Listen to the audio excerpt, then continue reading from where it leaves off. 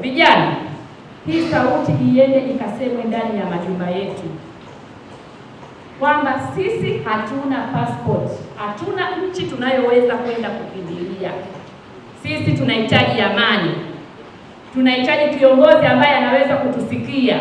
Tunachotakiwa kukifanya cha msingi kwenda kuchagua kiongozi au kukiweka chama madarakani kile ambacho tunajua sisi kinaweza kutusaidia, na sio kuja kutuvunjia amani tulionayo. Amani tulionayo imetengenezwa, sisi tumekuja tumeikuta. Nafsi ningependa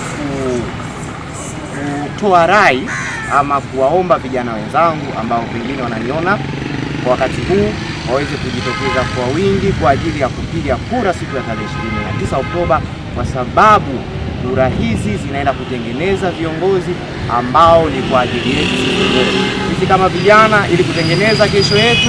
Kesho yetu itaanza na tarehe 29 Oktoba. Tusikubali mtu aje kutushawishi from nowhere. Tunatakiwa kwamba tarehe 29 sote vijana tujue wajibu wetu wa kisheria ni kupiga kura na kuchagua kiongozi ambaye atatupelekea kufikia ndoto zetu na maendeleo yetu.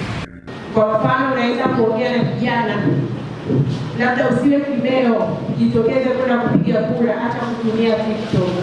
Hiyo njia ya kutumia ni kuwatumia mwenyekiti wa vijiji, mabalozi wa nyumba 10 ile siku ya kupiga kura. Tanzania nakupenda kwa moyo wote.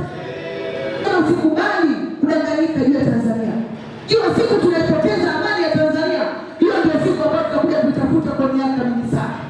Swala la ukosefu wa ajira ni changamoto ya kidunia na si changamoto ya Tanzania. Kutoka Kongo tulipofika mahali tukaagiza chakula, kulikuwa na life band inapiga.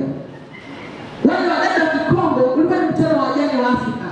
Huu ni mkutano wa kwanza wa ngazi ya Afrika. Tuliita African Widow Summit. Mkutano wa kwanza wa wajane ufanyika Afrika, umefanyikia Tanzania.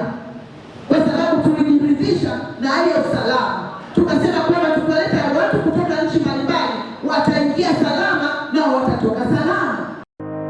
Ili kuwa mwanafamilia bora wa Global TV, usisahau kusubscribe, like, kushare na kucomment.